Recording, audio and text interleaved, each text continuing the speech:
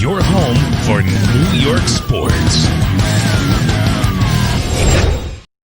Good evening, everybody, and welcome to another edition of the Big Guy Sports Radio Show. We are here today live on June 23rd, Tuesday, 2020. Jim, your host, with his co-host, Mac, as always. Mac, how are you doing today? Doing great today. I'm getting ready for a great show, a boxing show with one of the major experts in boxing. Today, he's one of the most influential writers in the last 25 years. He knows everything about boxing, everything about matches, and we'll go ahead and we're going to get the chance to interview him today. So I'm very excited. Give away all my introduction. I'm not going to have anything to say about it. Oh, you got plenty to say. So with that being said, we are going to bring on our first guest. His name is Jack Hirsch. He was the president of the Boxers Writing Association of America from 2009 to 2014. He's been writing for the Boxing News since 1989. He was the president of Ring 8 New York from 2017 to 2018. Ring Sports Magazine East Coast editor from 1997 to 2006, and the senior writer for the Boxing Beat magazine from 1988 to 1989. So let's bring him in. Hello, how are you, Jack? And welcome to the show. Jim, Mac, I'm really looking forward to doing this show, and thanks for the glowing introduction. I don't know whether I agree with what you said, Mac, but I'll accept it. We get this off the internet, so if they say it, it's got to be true. Right? Yes, sir. Yes, sir. Everything on Facebook is true. Everything on there is true. So we're glad to have you and taking some time out of your day to answer some questions. And I know that, Mac has been pushing hard to promote boxing and get it back to where it needs to be. He's a huge boxing fan. That's not to say that I'm not, but I know he makes it a practice to try to get boxing out there and push it as much as possible. We just had Iceman Scully on the show a few weeks ago, so that was pretty good. So, Mac, I'll let you get right into it. Yes, sir. And again, thank you for coming in, Jack. I really appreciate it. Thank you for having me. I'm going to take you way back, and I know that you were in the Golden Gloves a few times. You were a participant there, and that you were also the sparring partner of the middleweight champion Vito Antuofermo. I don't know if this was the greatest, because this is when I really started watching the middleweight division. When Hagler came out, Vito was there, and of course Minter was there. And what as a sparring partner, and I asked this off the cuff to you, as a sparring partner, is it your job to get him ready for the next fighter, or just to make sure that he's in shape to fight? Well, I got to tell you an absolutely amazing story. I was at the Sweeney Center PAL in Brooklyn, and I'd only taken up boxing for a few weeks. And a police officer brought this stocky Italian kid into the gym. He was going to arrest him, but he wanted him to be a fighter.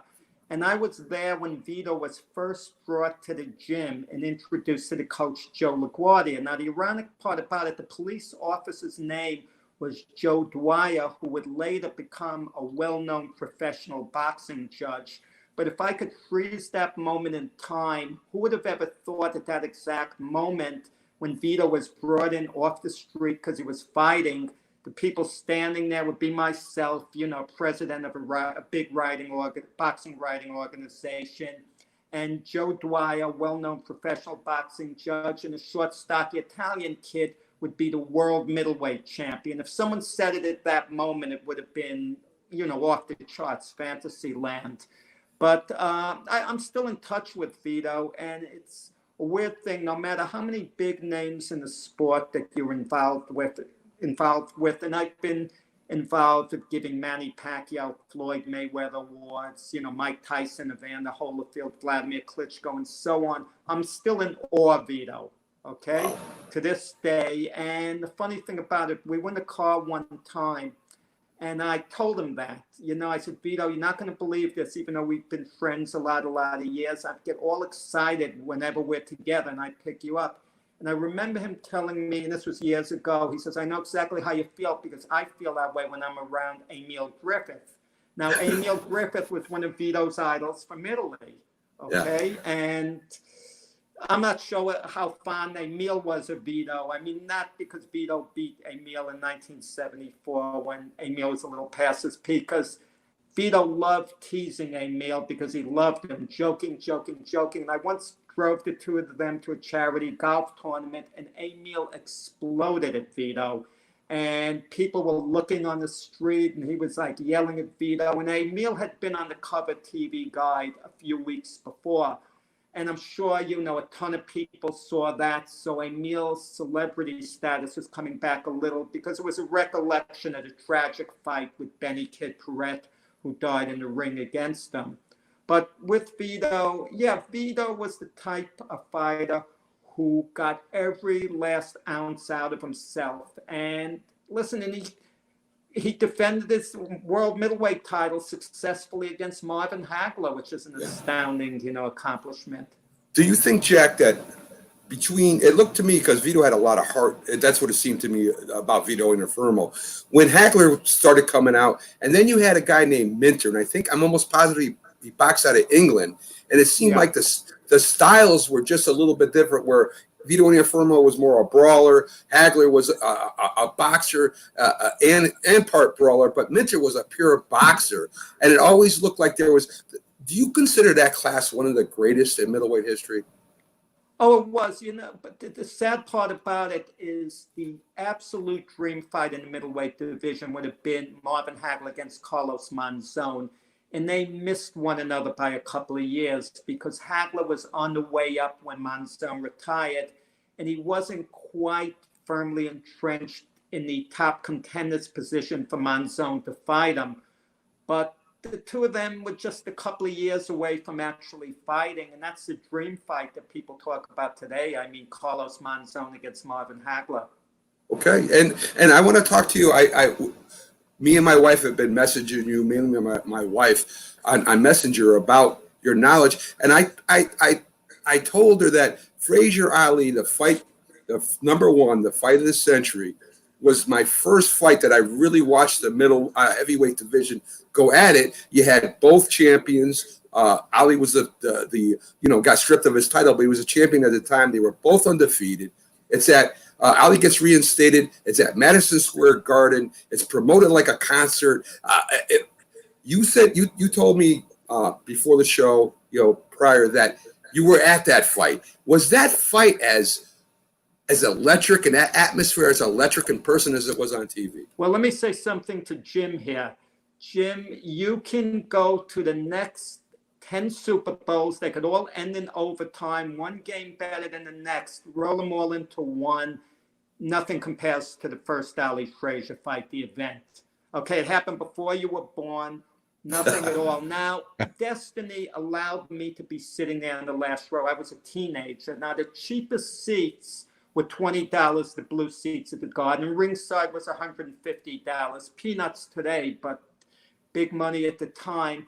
And I actually had asked my parents for the $20, for the cheap seats. And I mailed it in a couple of days after it went on sale. So, of course, I wouldn't have a prayer getting a seat. First off, when you mail in money, just the idea that it wasn't stolen or whatever, right? That was, amazing in itself. But a ticket comes back in the mail. Years later, I'm sitting with Tommy Kenville, who was one of the people, one of the heads of public relations at Madison Square Garden. He was one of the people in charge of dispersing tickets at the time. I didn't know him then, of course. And he explained it to me. There were a few single seats left in the Garden after the initial wave. And because I asked for one, I lucked out.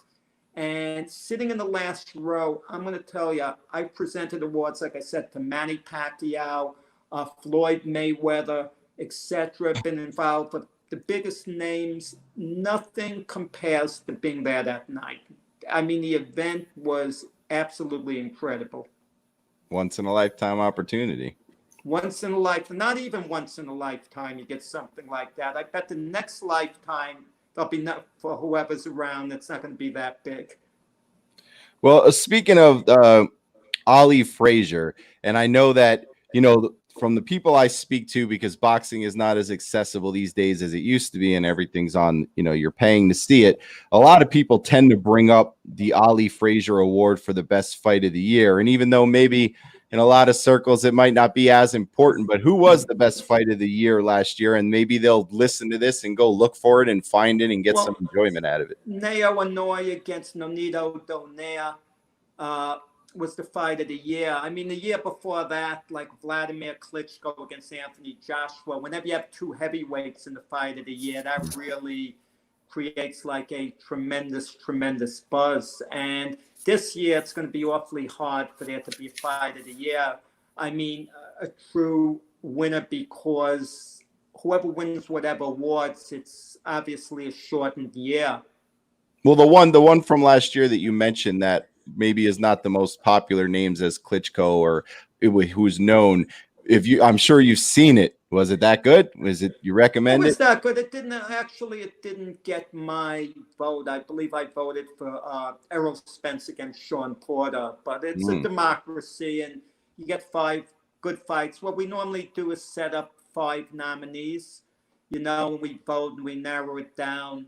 And it was close last year. I don't recall the other fights. I don't want to say because I might tread into the 2018 without even realizing it.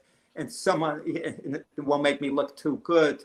But, it's great fights usually pass the test of time, and that you're going to really remember them, like the first Sugar Ray Leonard, Tommy Hearns fight, the first fight, Alexis Aguayo, Aaron Pryor.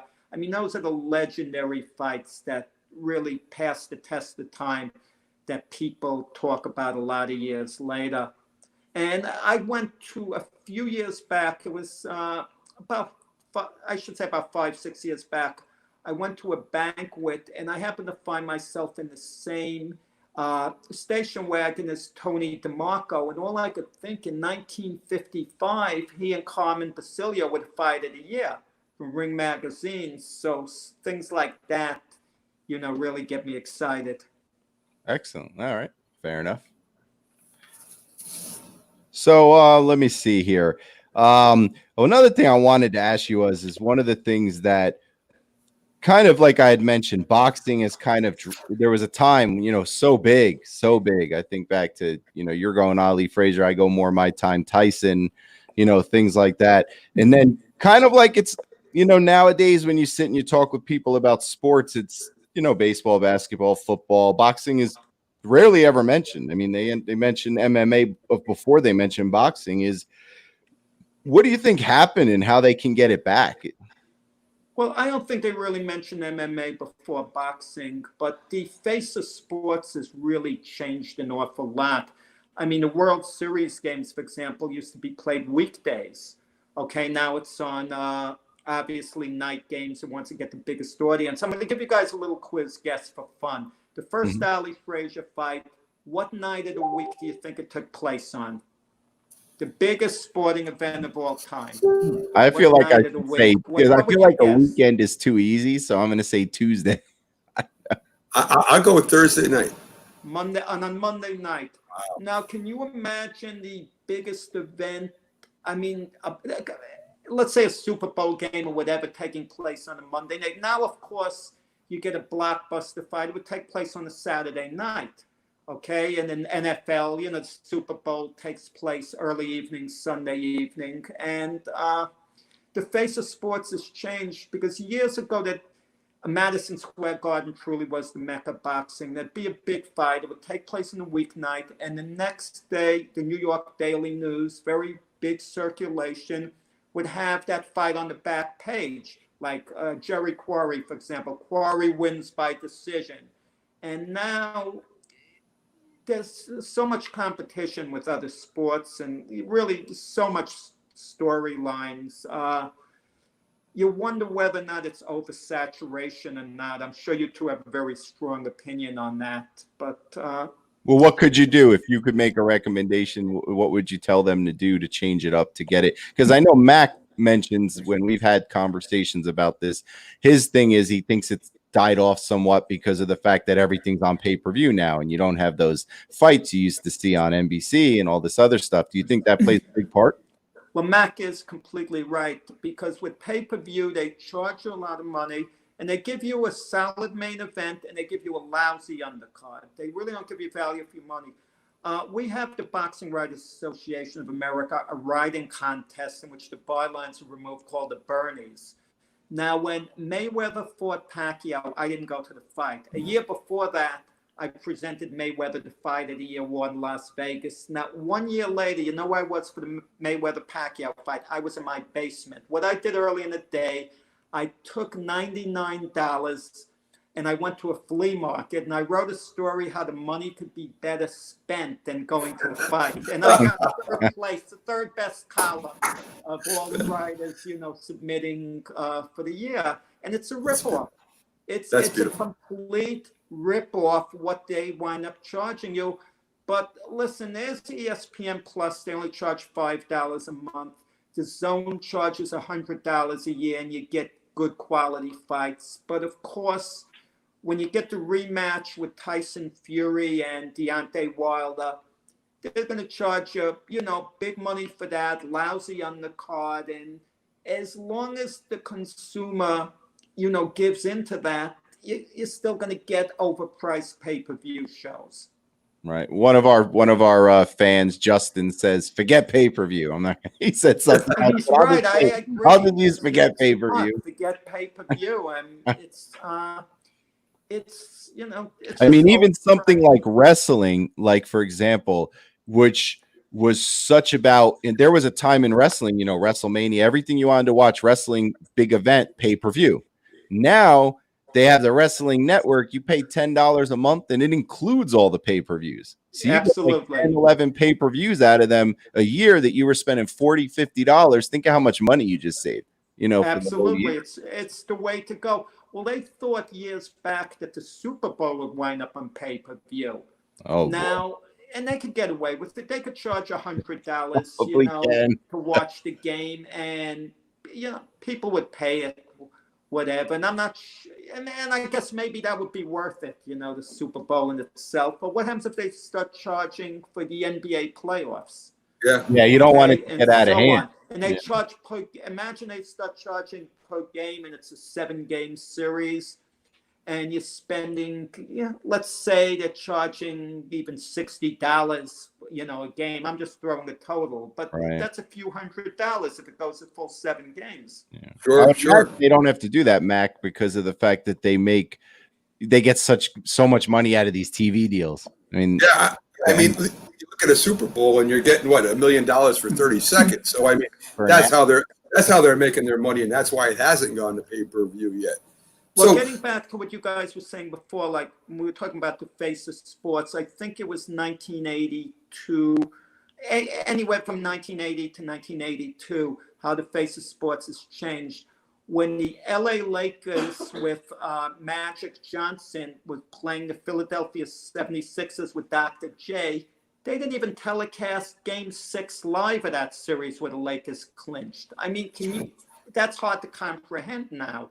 But that's when boxing was, on top and so on. And but the face of sports has really, really changed. They would never get away with that today. Like nowadays, I've seen sporting events be on TV, and it's just like I've seen game 1 of a series be on TV in a playoff best of 7, and for 5 minutes the television goes out and people are writing, "I'm calling the cable company. I want my refund for the month." They go crazy. Yes, sir. Well, that famous Heidi game with the New York Jets and the Oakland Raiders. I remember when they went off for Heidi. I mean, I ran to my radio immediately to try to hear. So I heard what happened.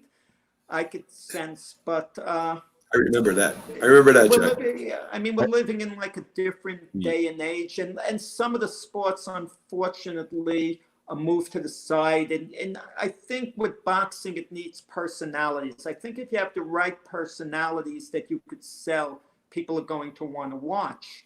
And like I was saying before, you have a couple of young sensational fighters out there with potential, like Devin Haney and Ryan Garcia. They're lightweights. And let's see, when Tyson Fury, if he's fighting Anthony Joshua, even though neither's an American, you got to believe the American public is going to catch on. And listen, people are hungry. Mike Tyson, he's 53 years old, and you're seeing all these pictures of him hitting the bag, that he's in shape. Can I ask you a question about that? Because it's sure you brought that up before. I know Mac has like 10 in his pocket. One of the fans on Facebook just asked a question that just touched on every name you just mentioned.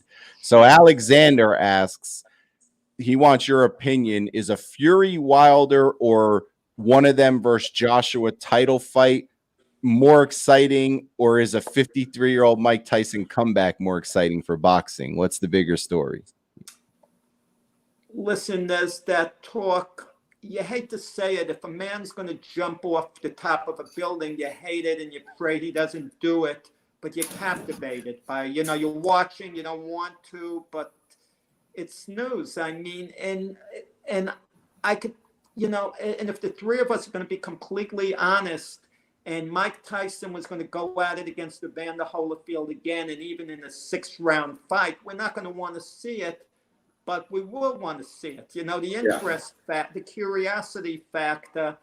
And let's face it, at age 53, I mean, the chances of Mike Tyson doing anything substantial are virtually nil. But because he's Mike Tyson, he takes off his shirt, he throws some combinations. There's that mystique, and people are going to pay, as insane as it is. Yes. And we're interested. Listen, you mentioned the WWE before. I mean, we're interested. Tyson was on AEW Wrestling 2 weeks ago. Wrestling. I mean, they watch anything Tyson does. It doesn't matter what it is. Right. It's well, Jack. LeBron James signed an NFL contract, and he decided he wanted to play. And he was playing tight end, let's say, for whatever team, and you had your choice of games, you'd want to see LeBron James, how he'd be doing. Sure. Over a traditionally great the Knicks, for sure. well, Jack, back to boxing real quick. Now, I also have another theory, not just that they're on pay-per-view now, but don't you believe that 2 divisions in boxing is plenty, not 3 or 4 or 5, whatever they sanction? I mean, doesn't that cheapen the title itself? Oh, of course it does, but we get used to it. I mean, there are 4 major titles now, and it bothers me, how it hurts boxing from a historical sense, and people don't even realize it. Now, if we're to be asked who was the youngest man to ever win the World Heavyweight Championship, people are going to say Mike Tyson when he knocked out Trevor Berbick. Tyson had 4 titles to choose from, and Floyd Patterson only had 1 title at the time. So it's just not the same. Someone who would normally be a number 3 contender, not be a world champion, in this day and age, he's going to be a 2-time world champion. Right. And Jack, even piggybacking that a little bit, the amount of classes there are today, you normally had, some basic classes. Now a boxer, it seems, can put on 10 pounds and move up 3 classes and have 3 different belts if he can defend the title. Yeah, well, there's 17 weight classes, and it's absolutely insane. Well, the latest rumor going around is Manny Pacquiao might want to go up to challenge Gennady Golovkin. And people are saying, how can he go up 2 weight divisions? But in the past, it would only be 1 weight division. He's at 147 now. Golovkin's at 160. It's not as crazy an idea as people are making it out to be. But you're right. And all these weight divisions allow the elite fighters to dodge one another because they can, it's like a chess game. If they stay in their own division, they can fight for another title. Or they could move up a division, move down a division, and it's really not good for boxing. All right. I would say so looking at Fury Wilder coming up, and then potentially, I guess, whoever comes out of that against Joshua. Is Fury, in your opinion, hands down the best fighter, or you think Joshua has a shot, or will Wilder get revenge? Because I wasn't that impressed with Wilder in the second Well, I was fight. impressed with myself. If you go to YouTube, link in my name with boxing, you'll see I was interviewed before the Fury Wilder fight, and I felt it would turn out exactly the way I said, so I look good. I wouldn't be mentioning to check it out. It didn't come out perfectly. Right. Keep my mouth shut. But I said he would carry the fight to Wilder and stop him in the middle rounds. Because the thing is, Tyson Fury, there's a massive man. Like you mentioned before, Jim, the WWE. Wouldn't he be great in the WWE, Tyson Fury? Big guy. Big guy with that personality. And Deontay Wilder's hitting a guy that's more than 40 pounds, that weighs more than 40 pounds than him. And imagine a lightweight 135 hitting a light heavyweight who's 175. The chances of him hurting him are very small. And that's the one thing about heavyweights. If someone's going to give away 30, 40 pounds, we don't even give it a second thought. But how come the lower weight divisions, it's a big deal? I mean, you tell me. So it sounds like you're convinced he's going to get through Wilder again. So that will bring me to my other question. Can Joshua take him down? Joshua, well, he's going to have two chances to do it because the way they're going to work on a 50-50 split whenever the fight takes place. And then they're going to have a rematch like Fury and Wilder agreed to. And the winner of the first fight gets 60%. The loser gets 40%. So there are going to be two opportunities there. And I like to take it a fight at a time. I do think Fury's going to beat Wilder in the rematch, even though it's probably going to be a little more difficult, but I have no doubts he's going to prevail. And then Tyson Fury really has all the tools. I mean, he could move forward. For a big man, he's so mobile, but you never know where his head's going to be at. That's the thing about it. With Tyson Fury, he's a bit of a loose cannon at times. So all yours, man. So I'm going to talk about Fury's style a little bit because I love boxing. I love the whole skill and all the styles. Fury to me, what's hard about Fury to me is that he looks off balance, but he's not. He can move back and hit you. He can come in and hit you. He can counter punch you, and he does have power. So do you think Fury, if he does keep his head right, because he's so hard to get on top of for another boxer, do you think he could be a great champion, or is he just going to be a solid champion that's going to have a couple of years? I think he could be a great champion. He could be an all-time great, but the whole thing is motivation. You start making big money and so on. And Fury's been known to let himself go a little, put on some weights and so on.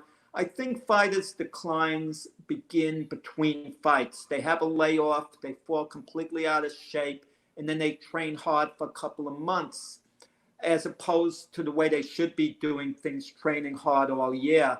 So with Fury, people were concerned before the last Wilder fight because all of a sudden his weight went up to 271 pounds. But with heavyweights, oftentimes weight doesn't mean that much. I mean, there's a good addition of pounds, and then there's a bad addition of pounds. Yeah. Right. So go ahead, Jim. No, I was gonna take one of his questions. I don't know because we were all over the place. I was gonna. So as we mentioned a few weeks back, we had Iceman Scully on, who was a spectacular guest. He must have spent 45 minutes on the show. Really good guy. Really loved to talk boxing. Said a lot of the stuff you said, very similar about the too many titles, too many divisions. I mean, he was ready to have us have a title and just let people come in and fight for that. Iceman should have been able to grab a title. He was a heck of a fighter with all the divisions. I mean, he said so many titles, you could have a big guy sports title. But he's very high on the fighter he's training, Order Beterbiev, and I just wanted to get your opinion on where you see him in the future and his chances of becoming a champion. He really likes him a lot. Well, obviously, I guess he's his trainer. He would, but he seems pretty high on him. Well, John's right. He's a heck of a fighter, very strong, a powerhouse, so on. But his problem in the immediate future, there's no one of high profile for him to fight. Now, he could have a unification fight against a guy like Dimitri Bivol, which is fine. But fighters need that one massive fight to really put them over the top, make them a star. And he really doesn't have anyone out there. Like I said, he could fight Bivol. Maybe Sergey Kovalev could fight him, but Kovalev is kind of tarnished.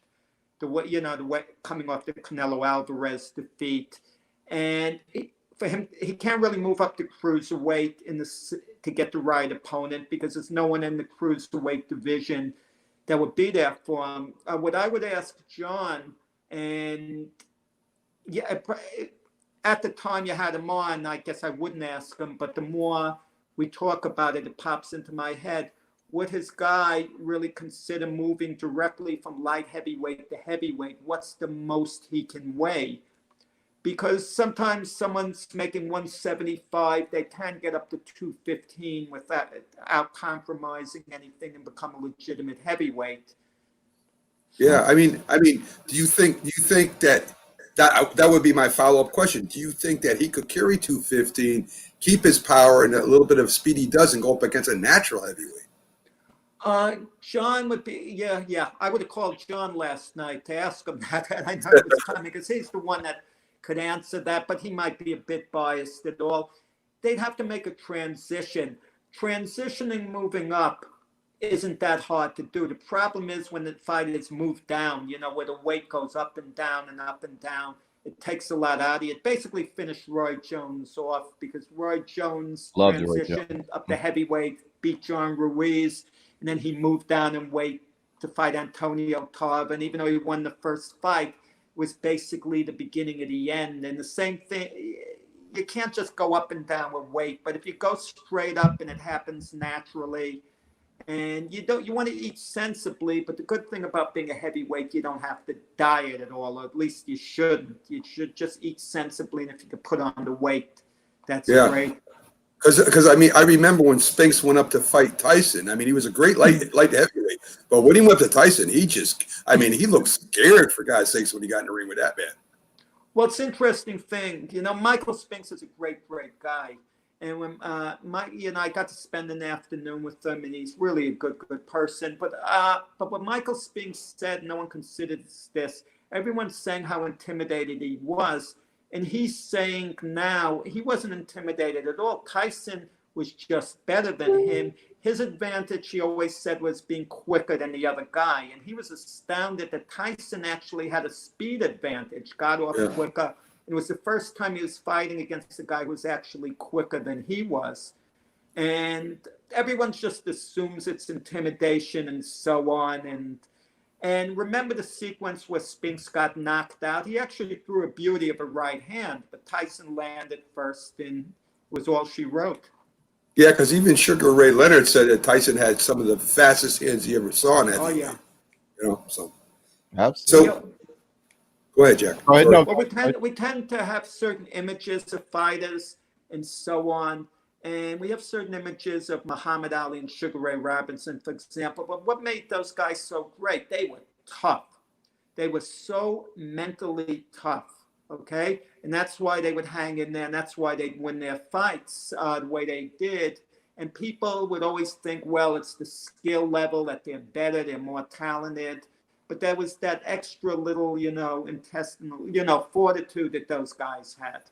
Yeah. The mystique too of Tyson by saying, he's intimidating, especially back in the day, builds it up, Yeah.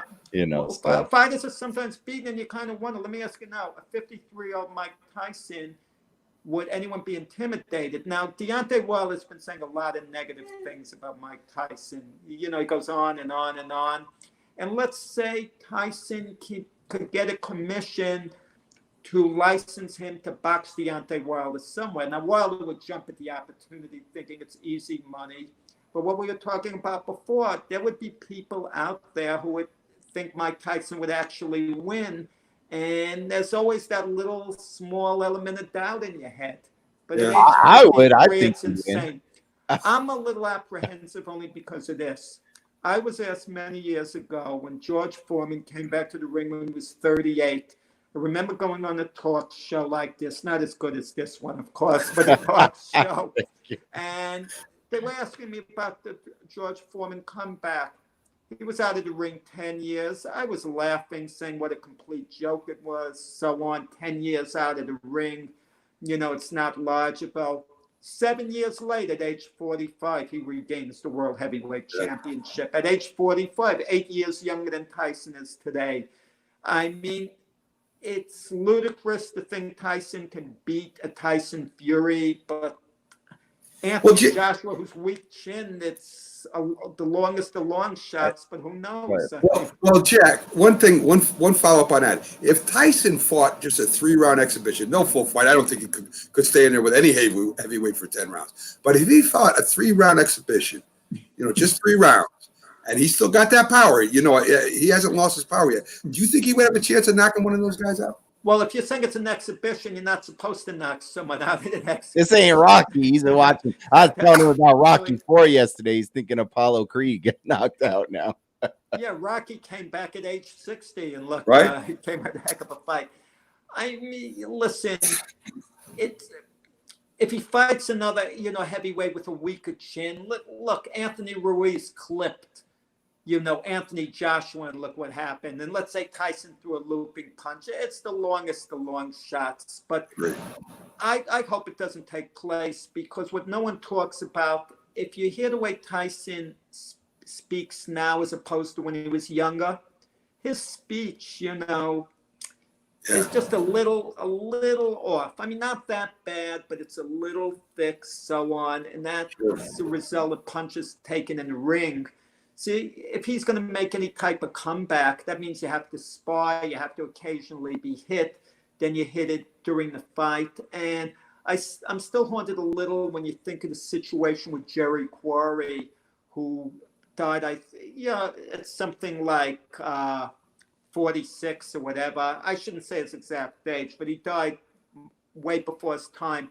And I remember interviewing him about 7 years before, and I had to look him up, and he was working as a bartender, out in Las Vegas, and I kept getting a lot of leads. Then I finally got him on the phone, and we talked a couple hours. And then he had this fight against an unknown fighter who I'm going to make famous. I think his name is Ronald Kramer, something.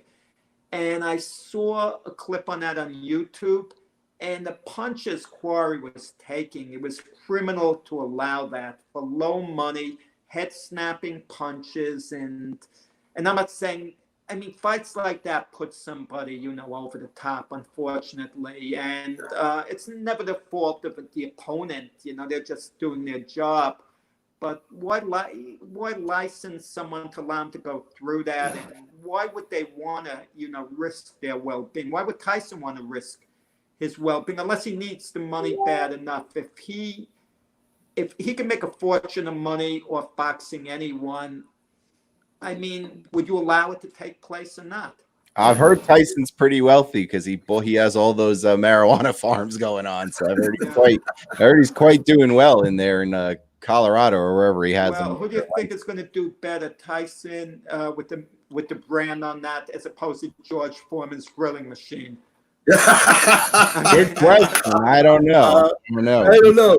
They sound like a good package together. I don't know. But Foreman still wants to have a little go at it, but his wife doesn't want him to. No. But that's why I was concerned when they said, when there was talk about even an exhibition, because at least Tyson, when you look at him, you watch the videos, he looks like he's in good shape. He looks strong. They said, Tyson Holyfield. I would be more concerned for Holyfield's health, not because I say that Tyson's going to knock him around, but just Holyfield, when he speaks, he looks like he's taken a lot more punishment to the head than Tyson. And I would be worried about anyone letting Holyfield in the ring. Well, not just Holyfield. Shannon Briggs is talking about fighting Tyson and so on. And I kind of have mixed feelings. If someone needs the money that bad, let's say a Tyson opponent, and it's life-altering money for them, and they have no other means of real income to bring in, I mean, it's hard to oppose it. I once spoke, I was involved with this group for years. I was on their board of directors, the American Association of Professional Ringside Physicians, and I won't say who the physician is, but he was the main doctor on his commission. And we were once talking, and he told me in confidence that if it meant life-altering money for someone, if a fighter was absolutely poor, was going to be in poverty, but one fight would be life-altering for him and his family, what he could make on that, he might look the other way, and actually pass him on the exam just because it would change, the course of his life. Yeah. You got one more for him, Mac? Well, I want Jack to tell us what he's doing now, what he's writing for. I saw something that you have an online article that you write. I think I saw that, and that you're still writing for another publication or two. So I want you to let the listeners know so they can go check out your great work. Right. Unboxing News Online. Well, first off, they have the magazine. It comes out weekly in England. You could get it in a digital format, and they have the website too, Boxing News Online. I'm always moving on to the next story, so it's never like one thing. It's not like a fighter who fights and then lays off like a few months. I finish one, and then a day or two later, I go to the next one. And sometimes you have to let the news evolve and so on.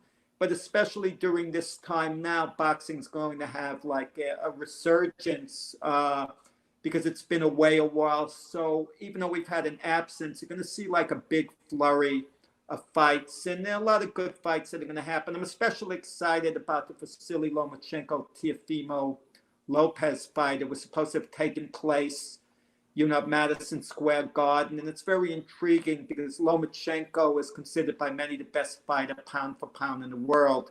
But as they say, styles make fights, and Teofimo Lopez is a murderous puncher, and Lomachenko, a smaller man at lightweight, is going to be moving into the eye of the cannon. So it's going to be very interesting to see what happens there. I'm picking Lopez. I'll go on. All right. I'm going to write that down, Jack. Best right. Yeah. Let me ask you, before we let you go, where can we send people to go and read your stuff? They should go to Boxing News Online.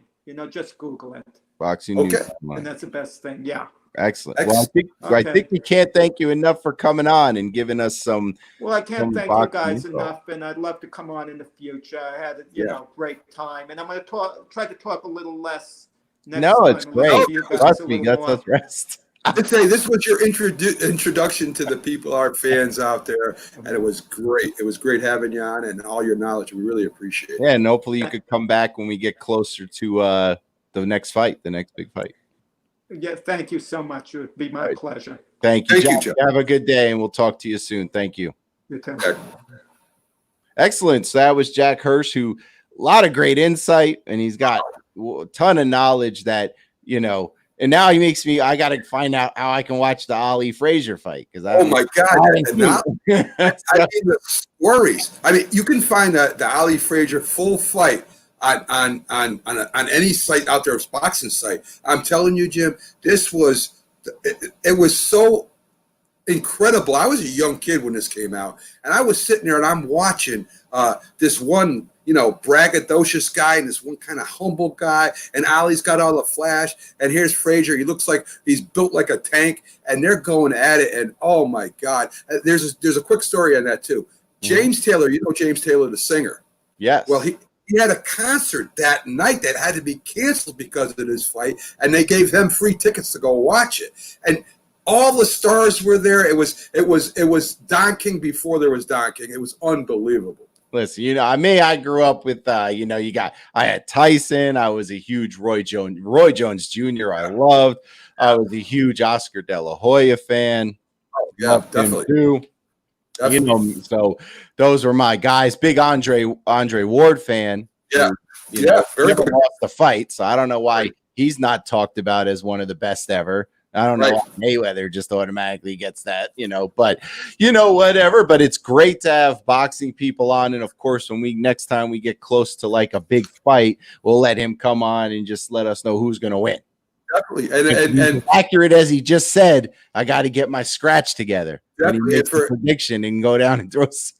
Yeah, definitely. And any other boxing fans out there, we'll have Iceman back on with his fighter. He's a great champion. Well, it sounds like, according to him, it sounds like based on his review of Alter Beterbiev is that he should pretty much just roll through picking up all the light heavyweight titles, because it sounds like he feels like he's hands down the best fighter in the light heavyweight. So even though they might not be the big paydays unless he moves up that he wants, still to go and grab whatever belts he can grab and just run through that division can lead him to the next level. We'll have to reach out, even if we just do it to get a comment on a follow-up. We'll have to reach out to Iceman Scully and ask him, based on what Jack said, is it something in the future that he could put on those 40 pounds and not lose his ability? Right, definitely. Find out what he has to say. But on that note, we do have other sports that we need to talk about. So as we get into the next thing that we want to talk about, yesterday, lo and behold, the group that can't shoot straight, that couldn't shoot straight baseball, they decided finally that they're coming back. So just to give everybody a little bit of an understanding on what exactly went down, the reason that the players turned down the original 60 game thing, even though they're going to play it now, is because in order for them to agree to the 60 game offer that was put in by Major League Baseball, they would have had to basically given up their right to file a grievance. They would have given up. So they wanted to play the 60 games. They just couldn't sign the owner's proposal. They had to let the owners basically come in and say, based on the March agreement, the mandate that they'll play. So they didn't turn that down, because I don't want people to get confused about this. They did not turn that down because they didn't want to play the 60 games. They turned it down because the only way they could keep their ability to file a grievance if they need to is if they come in and they play based on basically the March agreement, to where they're basically the commissioner sets the mandate and they come in. So the way it's set up now, barring any crazy outbreak or anything nuts that's going to happen, which, you never know. You never know. They're supposed to get it to be signed off officially by today at 5. Basically, what happens is they're going to training camp right around the corner. They're going to go into training July 1st, which is, like 8 days away. And then they're going to start the weekend of July 23rd, 24th, 60 games, expanded playoffs, probably the rework of the divisions, to my understanding. So the Mets and Yankees are looking like they're going to be in the same division. So get ready for that, New York fans. That's going to be great. You're just going to play teams in your division. It is what it is. 60 games, expanded playoffs. The division's reworked. They haven't decided yet on 2021. They're still going back and forth on whether they'll expand playoffs there, how they're going to play it, what the divisions is going to be. Right now, you just got to take it, Mac, for what it is. It's a 60 game season. We get baseball. It's a reworked divisions, but I don't think anyone should flip out and say, "Oh, they reworked it this year. Does that mean the Mets and Yankees are going to be stuck in the same division next year?" That's not necessarily true. That is very possible. A lot of that will have to be dictated by what happens with the virus, and is it safe for people to just be all over the country or not. If they feel that the Yankees and Mets shouldn't be traveling to the West Coast next year, then they'll be in the same division again. Yeah, So but this is good news, right? Because we need sports, don't we? I agree with. We got to see something. But is that 60 games? Is that really a season? And that's the only thing. That's the only sad part of this whole thing, because this could have been worked out months and months and months and months ago. Or when back in March is when the virus hit. So that's April, May, and June. They had 3 months to work something out, to get something together. It was sad to see it. I mean, the last thing the Major League ball players said was they wanted a 70-day game season. That had nothing to do with grievances. Was not brought up in the newspapers or the articles I read. Right. So, I mean, I'm glad we're going to have something. Again, an asterisk going to be beside it, and it is. It's interesting you say that. And let me just say, we'd love to hear what you guys think on this. If you have comments or questions and you're watching on Facebook, please post. If you'd like, the phone lines are open. You can call in. We'd like to hear your thoughts on the baseball season. 732-716-2606 is the number. Again, it's 732-716-2606, or you can post your comments on Facebook. That's fine as well. If you have an opinion on this, I put up a poll. I put up, me and my polls. I love my polls.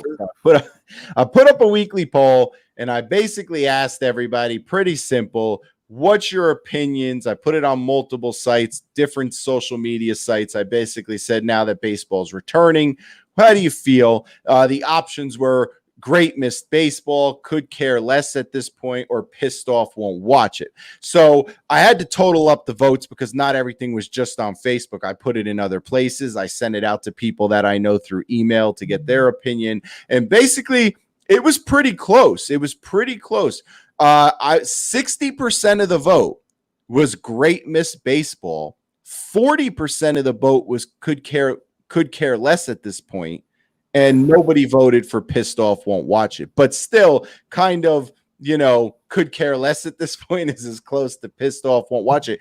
Very close, though. I mean, I know I'm not just, because I had a lot of votes I had to pull together from different sources. So you can't just go off the counts on one source. And 60% excited, 40% couldn't care less shows you the toll that this took. Well, and not only that, Jim, there's no other sports playing right now. I mean, could you imagine if basketball was playing and hockey was playing? I think those totals would have went just the opposite. I think 40 would have said, we're excited to see back, and 60 wouldn't care. We really got nothing to watch right now besides, some wrestling and MMA. Yeah, right. So, I mean, we really don't have anything to watch. So I think it's more magnified that people want to see something. Well, no, you hit it right on the head there, is that if everything had been playing, if hockey had been playing right now, if they had come back sooner, boxing had come back sooner, with all that stuff going on, people would have been so invested with that, they would have stopped even following the news about baseball, and it would have took a bigger hit. They would have just I don't have time for those people. But, regardless, you mentioned the asterisk. Again, we'd love to hear what you have to say. Comments on Facebook. If you want to comment on Facebook for me to see the comment, you have to comment on the Big Guy Sports page. Unfortunately, the software that Facebook lets people use does not allow me to see if it's shared on 9 different channels. I can't see all the comments. The only comments I could see are the ones that come through on the Big Guy Sports Facebook page. So you can go like that, the Big Guy Sports. We answer anyone's questions. We bring up comments all the time. Even those on Twitter, they can't feed through here, unfortunately. So and also you could call in. Phone lines are open, 732-716-2606. You mentioned an interesting point, because I've thought about this for a while now, as we've been going through weeks and weeks and weeks of back and forth banter, like a bunch of children fighting in the sandbox. Right. I thought to myself, and I've gone back and forth multiple times on this, like, how do I feel about the fact that should there be an asterisk? How do I feel? What am I thinking about this? And there have been times where I thought, oh, it would be, and times where I've even told people, oh, it's a waste. I don't know why, back and forth. And I'm going to be honest, I've come off of that. Maybe this is me just being a little giddy because of how much I love baseball, because it was what I played and the most growing up, and it meant the most to me. Now I'm giddy, so I'm over that. To me, I don't think there's an asterisk, and I'm going to tell you why. And we'll debate this. We debate for a half hour. I don't care. Okay. That's what we do here. We debate. I don't think it's an asterisk because everybody's playing 60 games, so it's equal across the board. So how can there be an asterisk? I mean, we're strictly putting an asterisk on it because maybe one team can get hot for a month and one team gets cold and they miss. Well, don't get cold. I mean, but it's the same for everybody, isn't it? I mean, it's the same amount of games. I don't know, because you have different ages, different players, different makeups of teams. For instance, the big comebacks in August and September that a lot of teams have done. Now, that's not 162 games, but it's pretty close. So if you have a banged-up team, if you're hurt a little bit, if you have an older team and you're not warmed up enough, or if you have a rookie team that's not experienced, it can go either way. And this team, say the Twins, the Orioles, the Tigers, for example, I'm not trying to put them down, but they get hot and they go on a 15-5 winning streak. And here's the Mets sitting back there who have a very good team, very solid team, and they go 5-15. Well, they're pretty much almost out of the race already. So right, but can't you counter with that? Like, if you, let's say Baltimore, for example, because they're supposed to be terrible. So let's say Baltimore, because they're in this new division alignment, and I'll get to your question in a second, Justin. They're going to be in the Mets and Yankee division. So let's say Baltimore gets hot, squeezes into that last playoff spot, and the Mets or the Yankees somehow miss out. Okay. Right. So their argument could be, and this is a solid argument, Baltimore could say, well, listen, it's not our fault you got cold. We didn't. I mean, we played the same amount of games. I mean, what do you want? I mean, even's even. It's not like Baltimore is playing 60 and the Yankees are playing, or the Mets are playing 40. Evens even. Agree with that. But again, the makeup of the teams are different. I mean, if you got a team that's a little older, a little more injured, or you have a very rookie team that's inexperienced up there playing. I mean, suppose, for instance, you had a problem with your closing pitcher last year. Suppose he has. We always do, so that's nice. That's a good hypothetical because it's real, but thank you. Suppose he has a repeat of last year and you guys lose 26 saves or say 15 saves. That just because you didn't find a replacement, just because he might have been injured and he didn't come out, just because his mechanics are off a little bit and you could adjust that. Well, you really don't have time for that right now. And I don't disagree with it. It's the same for everybody. The only thing that I'm saying is that there's different makeups for different teams. And a lot of teams get off to slower starts than the newer teams, whether it's because of older pitching, whether it's because they're really young and green. There's a lot of different reasons. And I agree with you. Go ahead. I agree. Okay. But you got to factor in. Let me give you one thing and sinker in because I agree with you in this, all of it, because you bring up good points. What happens if I'm just hypothetically speaking here, right? What happens if Gleyber Torres and Aaron Judge contract the virus and now they have to quarantine for 2 weeks and the Yankees go 2-10 during those 2 weeks because they can't play. You're absolutely right. But I think the reason I'm so positive and giddy about it is well, for two reasons. Three reasons maybe. Number one, I miss baseball. It's warm outside. It's nice outside. I went out last night. I was hanging out with my neighbors, smoking a cigar, as I frequently like to do, enjoying the nice weather. And I'm thinking to myself, this is the perfect night to be sitting outside. And if I don't have, obviously, I don't have my TV outside, to just be listening to the Mets on the radio or listening to a ball game. That's number one. Number two, I was worried soon we were going to have to start talking about reruns of Seinfeld and Golden Girls, which is it's not good for sports radio. I mean, honestly, if we want to go beyond the CW or the Freeform network, we could do that. That'd be good. That was the second thing. And honestly, I just don't want to see the bickering. And I thought if they could find a way to somehow get through this, just maybe we'll get spared after next year a strike. Because that's the last thing I want. It's not guaranteed. It's not guaranteed yet because the players can still grievance. I'm not going to doom the 2022 yet. Okay. I'm going to ride the high today. High of the fact that we are coming back and the hope that people stay healthy and hope that over the next 30 days before they debut, that things don't get out of control with the virus to where they have to shut down. And just to answer Justin's question, according to the divisions, the whole point of the divisions is to limit the travel. So you basically would only play the 10 teams in your division. And I don't have them right in front of me like I did a month ago, but I know the Yankees and the Mets were in the same division with Baltimore. I think Atlanta wasn't. I could be wrong. I think Atlanta. Mets died Atlanta. With the Red Sox, Baltimore, the Phillies, Mets, Yankees, the 5, Nationals 6. Right. Let me see if I can look this up while you tell me something about. Am I wrong about all this? You're happy you're going to play, right? I miss it too, big guy. I miss sitting out there at the pool or out there at a barbecue or a picnic and listening to the game on the radio. That's how I normally watch the games. I listen to them on the radio. Okay, I lost them. So we had a little connection problem here. It could be me, could be him. I don't know. He's a little gone, but he'll be back. I don't even know if I'm actually still live, but hopefully we are. Anyway, while we wait for Mac to reconnect, I'm trying to look up for you, Justin, if I could find out some information for you about the divisions. I did have it. I don't know where I misplaced it.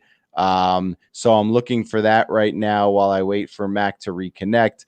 Let me see if I could find this. I know he named 6 of the teams already. So I'm trying to look for it. Now, they haven't confirmed the 10-man thing, but that was pretty much like almost a set in stone thing because at the time, how could you travel everywhere? You know what I mean? So you couldn't travel everywhere. So they had to do the 10-team division. They had no choice. So that's what we're working on. So Mac, you're back. What were you saying? I'm sorry, you a little No. In fact, that was weird, live, baby. That was weird because I was still there listening to you, looking at you, and then you said I've gone, and I'm like, I'm looking behind myself, like what happened? So he's gone. Yes, sir. Go ahead, give it to me. The only thing I was saying was that I missed the days where, I was out there swimming in the pool and listening to the game, eating barbecue, and that's how I did baseball all the time. I listened to the radio. So. Well, here's the division the Mets and Yankees would be in. Now, like I said, they haven't 100% confirmed this, but it's almost a given.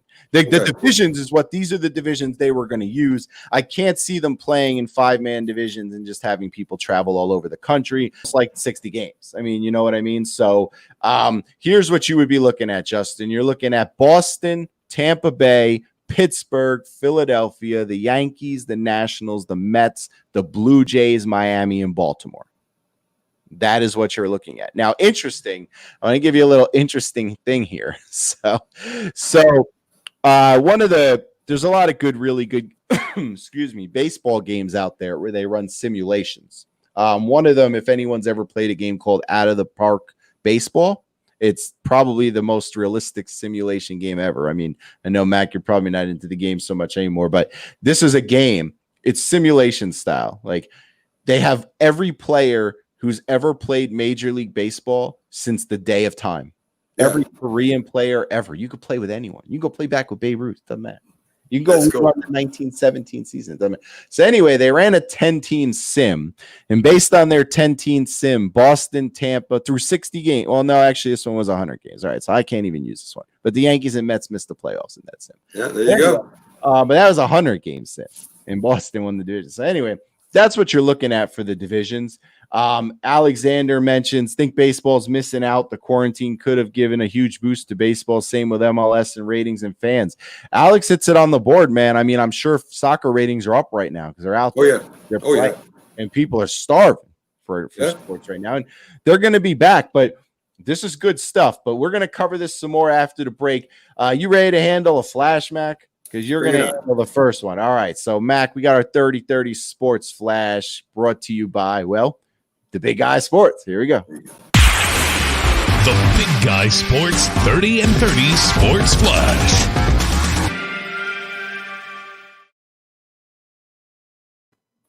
And this is the Big Guy Sports Update. In the NBA, return to play considered to be too big to fail.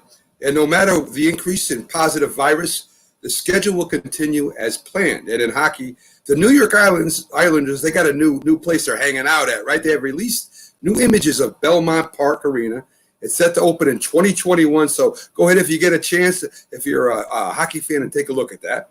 In boxing, the class of 2020 Hall of Fame inductees include Bernard Hopkins, Sugar Shane Mosley, and promoter Dan Goossen will be combined with the class of 2021 just for the ceremony. And the additions of Floyd Mayweather and Andre Ward are expected to be inductees next year. AEW Wrestling has suspended Sammy Guevara after inappropriate sexual comments about Sasha Banks, where he made on a podcast that has resurfaced.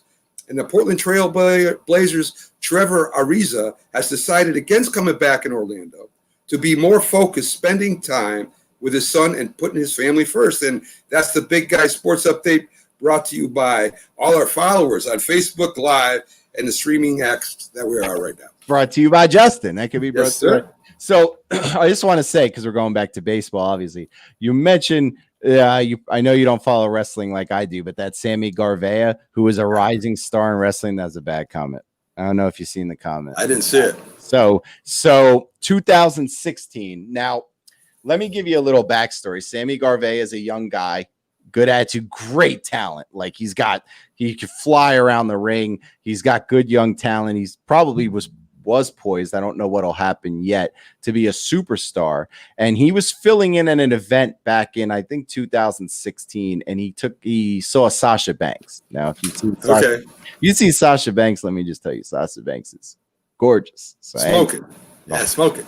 So anyway, she's a female wrestler. In WWE, and he made a comment on a podcast from 2016. This is why I constantly tell people you got to watch what you say because it's all out there. So anyway, someone found the thing because there's all this stuff going on with the women and the assault, and I don't know if you've been paying attention, but a lot of people have been getting arrested. Anyway, we're gonna get right back to baseball. I'm just filling him in on this. On the podcast, they asked him a question and basically said, "Oh, what do you think of Sasha Banks?" And this was his reply. Now he's young. This is his reply. "Oh man, she looks good. I just want to go and rape her." Oh man. Boy. So he said that on the podcast. So not very good choice of words. There's No. The F word would have been fine, too. And anyway, it would be better than that word. I mean, you can't get. I don't know, man. So he basically used those words. So the AEW basically has not fired him. They've suspended him and will reevaluate the situation after he undergoes sensitivity training. Wow. So yeah, you got to watch what you say, man, and post it. Absolutely, because they go back to 2016 and find it, and all it winds up being is somebody's probably looking at something, listening to an old podcast. It's just, oh my goodness, I got to post this. And yeah. So anyway, so back to baseball. So we're here. We've got it. They're just signing off on I know the last two things they needed. They said they wouldn't ask the players to waive their right for a grievance. They said that all they need them to do is sign off on the safety precautions, which they're expected to do, and sign off on whether they can be ready in 8 days to go to training camp, which they're going to do. I don't know if we're going to see training camp games or not. That'd be pretty cool. I mean, I'll stake anything right now. I'm one step away from watching cricket. So, yeah, I'll take what I can get. Justin said they need to open the borders in Canada. I don't know how that's going to work, Justin, yet. That's a little bit out of my pay grade. But if they have to, worst case, Toronto will play somewhere here. I don't even know if they're playing in New York. I mean, for all we know, they might be playing in Florida. I mean, we're still trying to figure that out. Alexander mentions it's going to be weird with no fans. That's true. All sports are going to be weird with no fans, but you got to ask yourself, no fans, or would you rather have no sports? Yeah. I mean, there's not a lot you can do about it except maybe feed noise into it. That may be great on the radio, but on TV, that's really not going to make a difference. Not the same though, and I can see it becoming a complaint. Like I could see like them feeding noise through the stadium and cranking it up at a certain time, and then after the game, one of the managers say it would never have been that loud. Stevens in the house says hello, Jim and Mac. We need our own thing, like Jim and Mac barbecue sauce or something. We got to get a product. So it rhymes, it just goes together. So with baseball coming back, it's the start. I think hockey was like football's always just said we're not going to stop. It's football. Yeah. There's never been a time where football said we have to think about it. They've been across the board. And unfortunately for football, and I'm going to tell you this, sports fans take notice what happens with basketball, baseball, and hockey, because in reality, they're serving as the test dummies for football. If baseball, basketball, and hockey have major outbreaks and can't make it through their shortened season, I promise you football is not coming back. I don't know. I think if they're going to go ahead with this stuff, I hope there's some plans in place. No, but what happens? What do you do, Mac, if I don't want to turn negative. I'm just saying, what happens if 30 games into the season, half the teams are totally demolished with the virus and have to sit out? They'll have to cancel. And football, there's nothing more touchy than football.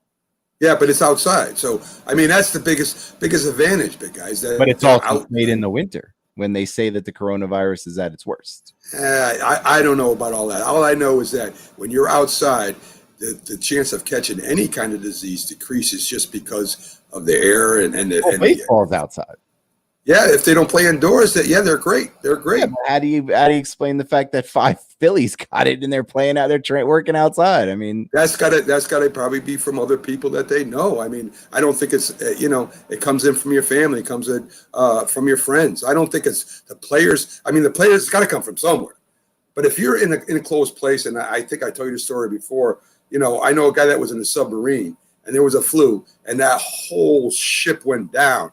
And then you're outside, say in the army or something like that, you're outside. It's harder because you're in closed places. Well, I'm hoping you're right. And I'm hoping that for all of our sake, I hope that we get a vaccine so we can all be healthy. And so maybe next year we can all go watch sports. Because that ultimately would be the ultimate goal, right? Oh, of course it is. That's what we want, right? Yeah. They're even talking about putting some fans in the football stadiums already. Football's going straight ahead. It's too big a moneymaker. That's going to be being played. Like I said, I'm almost 90% guaranteed that's going to happen. Write that down, folks. Max said 90%. I don't know if that's a Vegas bet somewhere, but write that down. So if he's wrong, you can, call him out. Because I have no problem with you guys coming on the air and, calling him out. Definitely. Never being wrong. I will provide the phone. So I know he would. He might get another phone just so you have two people at once. I'll pay money for a number they won't forget. 1-800 the big guy or something. I don't know. Yeah. Just so they can call in. So, but I do worry about that. But it's all good news today. It's all gravy. They're coming back. I don't mind the DH thing. It doesn't bother me. I don't like pitchers hitting anyway. Never have. Even though I'm a National League guy, I'd rather see the DH.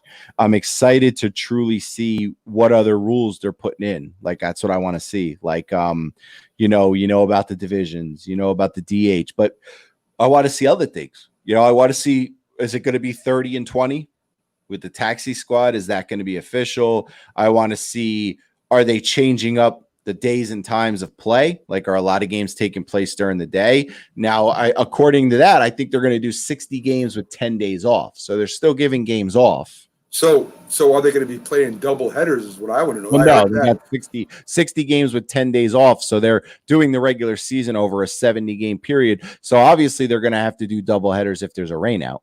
Exactly. But they don't even necessarily have to, because you have 10 days off. So they can also pick a day off, because remember, they're keeping all the people close together. And let me tell you something, if you're a Met fan, you're catching a break not having Atlanta in the division. Well, but you know something too, Jim. They schedule double headers because because of a rest too. If you got, say you're playing, you got 4 or 5 games you miss, you don't know. So now you only got 5 days of rest. I imagine the players wouldn't mind playing a double header to get a day off. So that's all I was thinking about. It's possible. There's going to be rain. Things get rained out. There's no way to avoid that. So, so we're back, and now we get ready and we see the rosters and we start making predictions and we get to watch games and report on scores, and hopefully all of the local teams are good. Yeah. Hopefully they're all in it, and that they don't get ravaged by injuries. And, it's funny you speak about injuries, and now I'm going to bring up Aaron Judge for a minute. So I just want to go to show you how much you can't trust what you see on social media. So I'm scrolling through social media today, and I see I can't click on every article and read every single article, especially because I have a job too. So, whatever. So I'm scrolling down and I see an article that says, and you get a lot of fake stuff. You got to be careful. Like, if you see a Yankee article and it came from like pinstripeiraq.com, it's probably fake or whatever. Yeah. So anyway, I'm scrolling down and I see an article that someone linked about, 11 o'clock this morning. Aaron Judge is ready to go if they play. I'm like, oh, okay. It's good. It's good. It's good because, it's good for Yankee fans. And, there was some question, right? So I'm still scrolling down after I saw that header, and I'm not even like 6 more people down on my wall where it says Aaron Judge not ready to go, in serious trouble. I don't know, unless I hear it from like ESPN or the Yankees' mouth or MLB. I have no idea whether Aaron Judge is ready to go. There are so many sites out there right now that are just off the wall. We do a lot of information. We investigate a lot of information for the show and to get ready and stuff. And if you don't go on ESPN, CBS Sports, or at least the home team page, you're going to get all kinds of crazy stories. Well, I make sure I do our research on, sites that, that we've heard of. I'm not, YankeesIraq.com is not one of them. You know what I mean? So, according to, like, for example, like you have, Yankees Go Yard, given some press, says there's reporting that he's healthy and ready to go. Yeah. And then, so, who knows? We talked about this earlier, and if you want to look at a positive from a baseball standpoint, I've said this a lot of times, nobody caught a break bigger than the Yankees by not having the season start on time. Let's not go through that whole thing. No, I mean, we're not going to go through it, but it's true. Now that you look, I'm looking at just recent article. Aaron Hicks is ready. Yep. Aaron Judge is ready. Aaron Judge ain't ready. Stanton is ready. Aaron Judge is not ready. Well, if they are, the only person who's not ready, James Paxton's definitely ready. Yep. The only person that when you were starting the season, you were going to have 5 or 6 starters on the DL. Now, the only one that's going to be on the DL is Severino, because no matter, you could sit the whole year, he wasn't going to be ready. Right. So, I mean, they caught a break. You could lock it off all you want, and you could laugh and say, we don't need to cover it. But in a 60-game season, you can't afford to be out 3 of those guys for 40 games. The only thing you think all your little lobies are going to. The only thing I can bring up is the truth and what happened. All these guys went down at once. The Yankees bench players, and they brought people up for the minor leagues. Never was going to happen again. And we went on a tear. I know. I hear you. We went on a tear. You do keep telling everyone that Mike Talkman is good. Go ahead. He's not. 1 year wonder. Same with Gio Urshela. You heard it here first. Proof is in the pudding. We did it. Ain't nothing. He ain't nothing. All right. All right. So give Andahar back the job, please. So we can have a real ball player. Give Andahar back the job. That's why I want to have the job. So anyway, right after you get the baseball news, you get good news from basketball. It's almost like basketball was like, listen, baseball just announced we got to get in on this. We got to get in on this, or we're going to fall behind the wayside. It couldn't have been an hour after baseball when basketball came out and said, we're officially ready to go. Yeah. We're starting at the end of the job. Not only that, they didn't even waste time. Today at noon, they allowed teams to start talking to players who had been either released or let go to join their team or transaction. So the transaction period's open. Basketball's ready to go. You had mentioned on the update, the one thing about basketball, and I mentioned this to you, they told every player they have the right to not play if they don't feel safe. Now, Trevor Ariza has decided not to play at least for the first month. He's not going to do anything for a month, but that's strictly because he's having a custody battle with his child, and the court said you can have these 30 days to spend with him. So he can either play or he can go be with his child, and he's going to go be with his child, and there's nothing wrong with that. And big respect to him to choose his child over the sport. You can understand that. You definitely can understand. Absolutely. So, that's a good thing. So I don't think you'll see too many big stars not play. I mean, all right, Kyrie's not going to play, but he's hurt, so who cares? I don't want to hear from Kyrie anyway. Anything Kyrie says to me, I put when I try to think about stuff I believe in, I put Kyrie even with Dr. Fucci or whatever. Yeah. They're 1-1. They might be good friends. I don't know. Could be. Yeah, that's that. I mean, that was very smart to give him to let him go. Let him go on a team that, I feel bad for the Nets too. I feel bad for them because they got a good, solid little team there. And if Kyrie and was playing, and if they were playing, they would probably be an awesome team. They'll be out in the first round. But you want to know something? I have more faith in their team without them right now than I do with them. I mean, they're a good team. They're well coached. And Kyrie, he was never a leader. He always had problems, and now he just stirs the pot. And he's not even playing. I'm not a big Durant fan either, to be honest with you. Yeah, he could play now, and he's saying, "Oh, I'm just going to wait." I'm not a big Durant fan. I never was. You can't deny he's a great basketball player. But it is what it is. But that's what I don't. That's what I don't like is when you be greatness, you should also, to me, it's like be great, but also be humble and be there for the fans. That's why, even though I'm not the biggest LeBron fan, I have respect for LeBron because there he comes out. I don't have any respect for Durant. I'm glad he's not a Knick. Go whine and act like you're all that somewhere else. I don't want to hear it. There you go. So. Yeah, I mean, same thing with me with LeBron. I mean, a lot of people have spoke out against him as he's been coming up and stuff like that. I never had an opinion one way or another till recently. I'm really starting to respect the man more than the basketball player, which is it just gives me a new light on LeBron James, which I really of course. And Justin makes a good point. I'm in the same boat with you, but Justin, I can get a little bit excited about watching the playoffs simply for the fact that as a Knicks fan like yourself, I'm used to not being there. So, I've grown accustomed to it. It's not like this is something new. I mean, when's the last time we were actually relevant in the playoffs? I don't know. Something. I mean, what, 84? I don't know, 94. So what I do is I just watch the basketball playoffs now, and I root for all the underdogs. So no offense to the Lakers or no disrespect to LeBron, but I'd like to see them get knocked out. And Definitely. And since I'm a Duke fan, if they play the Pelicans, I'm all about Zion. Yeah. So I root for the underdogs in sports when my teams are not there. That's just really all the time.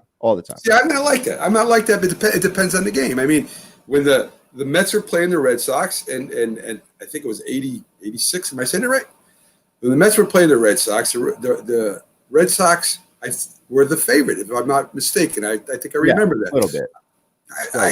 But guess what? I mean, the Mets were the favorite. But you're talking about local. I'm not talking about talking local. Like in the playoffs, I'll be rooting for the Nets to see them advance. But definitely. I'm talking about if it's two teams that are not from the area, I usually either do two things. I root for someone who has the most players on their team that are from the college team I like in that sport. Yeah. Or I root for the underdog if I have no college guys. So that's just what I do because it's more exciting. I mean, it's more Cinderella story to see. You imagine, could you even fathom how shocking it would be if the Pelicans won the title? Wait, let me get this straight. So the Boston Celtics are from this area. The New England Patriots are they're from your area. Wait a minute. It's from New York. It's from this area. It's Northeast. No.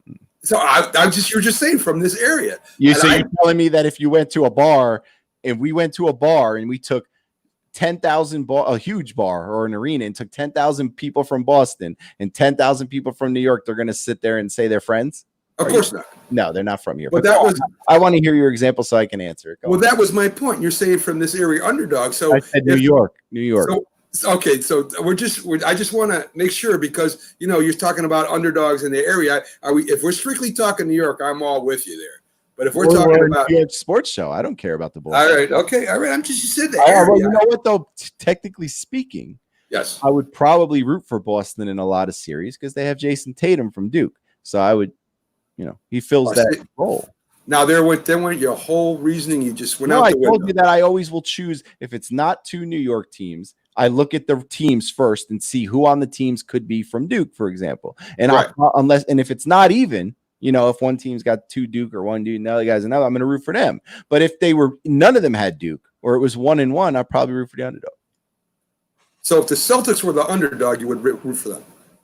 If they were not playing the Nets or of course, yeah. Okay, that's what I'm asking. All right. So I just want to know. I want to see the same teams win it. I've seen LeBron win it already. I've seen, Golden State's not going to the playoffs, but I've seen Golden. I would like to see, to be honest, if you want me to pick a good team, I would love to see Milwaukee win it. That's my pick. I mean, I would love to see him get his title because he's probably the best player in the league right now. Not only that, I think Milwaukee is probably the best overall team in the league too. Without building a team, without players getting together and making a team up, this is probably one of the best basketball teams in the league. And I picked Milwaukee. I think they're going to win everything. There you go. So baseball's back, basketball's back. Yeah, hockey's right around the corner. They're coming on. I mean, and here's the funny part about this whole thing. All three of those sports are scheduled to start regular games the last week of July. Ain't that crazy? So if you want to talk about us having a lot of coverage to talk about, we're going to have to cover all three sports every night because they're all starting at the same time. Now, we have good news for the people adjusting before you sign. The good news is even because we're on Wednesdays, we're 5 to 7. We're off the air right before any of the good sporting events start. Very true. True. And the NFL's training is starting July 28th. So everything's going off at once. And it may be a little bit more important with the other games. But the NFL is always going to be in the news. And we're going to be I mean, the NFL will be there, but we'll be spending a lot of time, especially in July. And we don't know what they're going to do yet, the NFL, with as far as practice games. Are they going to do their preseason? Are they going to nail it down? But yeah, the majority of the talk will be on the, we'll never leave the NFL because we're going to be talking about training camp battles and this and that. But, we're going to be swamped with scores and that's what I'm saying. That's what I'm saying. Everything. All about. Everything. That's everything. What it's all about. Yeah. You know what I mean? So, that's going to be exciting because it's for us. We've been doing this now for almost 2 months. And by the time we get to the end of July, it's going to be 3 months. And we've really just, like any other sports station, even the big wigs at ESPN and Fox, you're just trying to create your own news at this point. Yes, sir. We don't have any scores to talk about, highlights, or, anything like that. I mean, and I think it'll also, to be honest with you, when all the sports get back, it'll help the world. Great. I think that, if you put aside, for example, the protests for a minute, and you put aside, not put aside as in stop doing them. I mean, but I think that like during the protests, you've also seen, people deface stuff and riot and looting and, for whatever reason, and you have the coronavirus and everything. And I think that if you factor in the fact that a lot of people have been cooped up for months, even the people who have gone to work because they're essential and they got to leave their house the whole time, it's not the same for them either. Because when they're leaving work, they're not getting to go, oh, maybe they like to usually hit the bar and get a beer, or maybe they like to go eat at a restaurant or whatever. None of that stuff was open. Right. So for a while, you had everybody cooped up, and then you had no sports, which are widely popular in this country. And I think a lot of the other stuff you see going on is people just being I'm not talking about I'm talking about like the damaging and the walking around and all this. I think that a lot of it adds to people are just cooped up. They're going stir crazy. Yeah, definitely. I mean, you're sitting around all day doing nothing. There's only so many times that you can clean that windowsill. You know what I'm saying? Before, or so many times you can watch Netflix before you watch the whole library, and you're like, well, I need something new. Listen, big guy, I'm talking about cleaning the house. You're talking about watching movies. I don't know. I have people that clean the windowsills. I don't know I don't know what you're doing. Yeah, I know you got. You clean your own windowsills? Of course I do. With what? A rag? You just spray some Windex on it or something? Nah, man, you scrub them, man. You get some soapy water, hot soapy water. You scrub it down pretty good. Then you might hit it with a little polish. It depends. How dirty are your windowsills that you need? They're not dirty at all. They're not dirty at all anymore. No, I mean, I don't know. I mean, there's people that do this stuff. I mean, I have people that cut the grass. Hey, listen. That's why you're the big guy, and I'm just Mac. You know what I'm saying? No, that's why I bought a condo, and so that I don't have to clear my own lawn. That's even better yet. That's what I have to do with the big guy. I have to do with the condo and the and the cat's gonna dirty the windows anyway. So I'm gonna do everything. Well, no, you got basketball back. Yes, and now you got hockey back. And yes. football never had to come back because they never canceled anything. Exactly. I mean, I can't even begin to fathom what I would have talked about in April if they didn't have the draft. Oh my God! I mean, that would have been crazy. We would have been doing lists like we've been doing. List. Who's the best? I can't do skits anymore because I get the Facebook kicks me off. They say, "Oh, you can't throw that clip." That's right. I mean, I find it hard to believe that Tom Hanks saw me play his clip. Listen, he probably would have liked it because he's a good guy. I mean, listen, he probably would have loved you putting him on, but you just can't go and just take stuff, big guy. I don't know. Maybe if I send Tom Hanks an email and beg him, he'll come on. He's a nice guy. I got him on Instagram. I'm gonna hit him up. I'm just say, listen, I know I'm a nobody. I got like 22 fans, but listen, can you help me out? Just come on and talk to me. I don't even care what we talk about. I just want him to deliver that line. There's no crying in baseball. If you just get him on just to say that, there's no crying in baseball. Yeah. Oh, and then look, and Alexander's pointing out, July 8th to August 11th, the MLS tournament. Yeah. All 2016. So soccer. I mean, everything. It's just coming back. Now we just need everyone to be healthy. That's all. I don't know what the deal is yet with, college sports, but college football starts regular games in August. So they'd be like, you get baseball, basketball, hockey, MLS all in July, the end of July. A week or two later, if everything goes as it should, you're right into college football playing. And think about this, Jim. The college football depends a lot on the fans. Depends a lot on games. Not going to have any fans for college. I mean, I don't know. I mean, that's going to be a heck of a time trying to overcome that. I mean, these aren't pros. They're not getting paid to play. I mean, are they willing to go out there and take a chance and something happen where they can't play pro football or something? Well, that's an interesting point you bring up because I don't know what their rights are because they're getting scholarships. I hate to say it like this, but in a way, the college basically owns them. I mean, do they not? I mean, yeah, but I mean, this ain't for football. Well, what are they going to do? Cancel every player's college? They can't do that. I mean, they can't. I don't know what they're going to do, but I would imagine that the players would like to play. I mean, think about it. If you're playing, if you're playing and you're trying to get your draft status up, you ain't doing any good if you're sitting around. No, not at all. So, I mean, I'm sure they want to play because they're playing for something.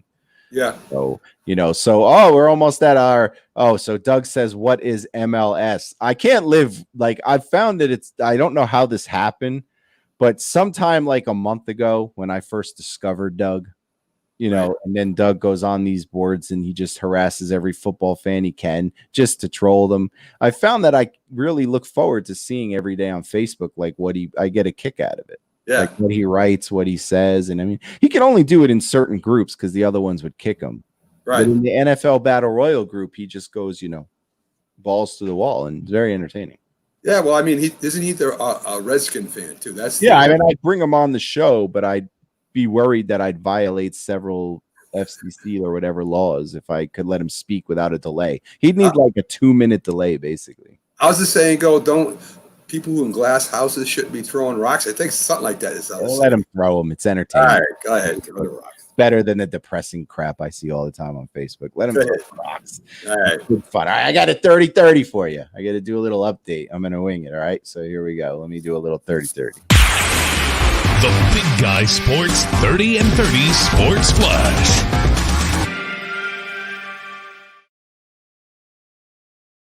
All right, so this is your 30 and 30 Sports Flash update at 5:30, presented by the Big Guy Sports. We had a couple things today, as we've already covered. The Islanders have released images of Belmont Park set to open in 2021. I don't know if you've seen it. It looks amazing. I can't wait to take a trip out there. The NBA news, they are coming back. They are ready to go. As we've been discussing, they will be taking place at the end of the month. Most big names has confirmed that they're going. AEW has suspended Sammy Guevara indefinitely until he undergoes sensitivity training for comments that resurfaced from a 2016 podcast about Sasha Banks. The Trailblazers, Trevor Ariza, has decided that he's not coming back to play right away, as he is going to take that time to go and spend with his son. And the Knicks have requested to interview Jason Kidd. And that is your 30 and 30 Big Guy Sports Flash update for the half hour. So, with that being said, I need to get like some music in the background when I talk, like dun, dun, dun, dun, dun, so all right. So anyway, I want to talk about, because our good friend Robert Bonilla, who sometimes joins us, who, by the way, for the record, I don't think he's here today. And for the record, before I get into that, Justin wanted to let everyone know, but I want to precursor that Justin is a Ranger fan. Make sure you understand that, Ranger fan. He said the Islanders arena is a waste of space, but he's a Ranger fan, so just keep that in mind. So if you're listening and you're an Islander fan, don't get upset. He's a Ranger. Did you think he was going to say something nice about you? I'm a Flyers fan. Do you think I say anything nice about Crosby or the Penguins? Hell no, I don't say anything nice about them.